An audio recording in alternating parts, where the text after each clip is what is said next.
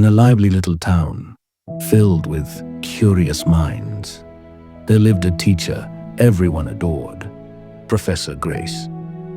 She was known not just for her wisdom, but for the gentle way she could take something complex and turn it into a simple truth.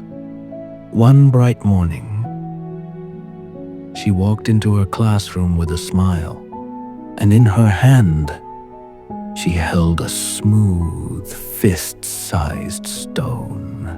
"Tell me," she asked, holding it up for everyone to see, "how much do you think this stone weighs?" Voices burst out almost at once. "Maybe 100 grams. 150. No, 200.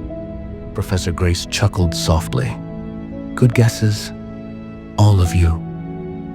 But honestly, I don't know its exact weight, and that's not the point." The class leaned in, their curiosity rising. She asked again, "If I hold this stone for 1 minute, what happens?" A boy shrugged. "Nothing much, ma'am. It's just a minute." "Exactly," she nodded. "But if I hold it for an hour," a girl raised her hand, "your arm will start to ache." "Well said," Professor Grace smiled. "And what if I held it all day?" A quiet voice answered this time. "Your arm would hurt badly. You'd feel weak, maybe even in serious pain." Professor Grace's eyes softened. "Interesting, isn't it? The stone itself hasn't changed. Its weight hasn't grown heavier. And yet," she paused, letting the silence teach for her. "So, what should I do to stop the pain?"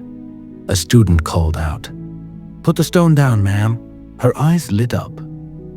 "Exactly. That's the lesson. Life's problems are like this stone. Hold them for a short while, and they're light, manageable. But cling to them for hours, days, weeks, and they feel heavier and heavier. Not because the problem has grown, but because you kept holding it too long." The room went quiet, students reflecting on their own worries. Some nodded, some looked down, some exchanged knowing glances. Professor Grace placed the stone gently on the desk. "The weight of your problems doesn't shrink by overthinking. It lightens when you let go. Talk to a friend, take a step toward a solution, or simply give yourself permission to rest. That's how you put the stone down and find peace." That day, as her students left the classroom, they carried something far more valuable than books or notes.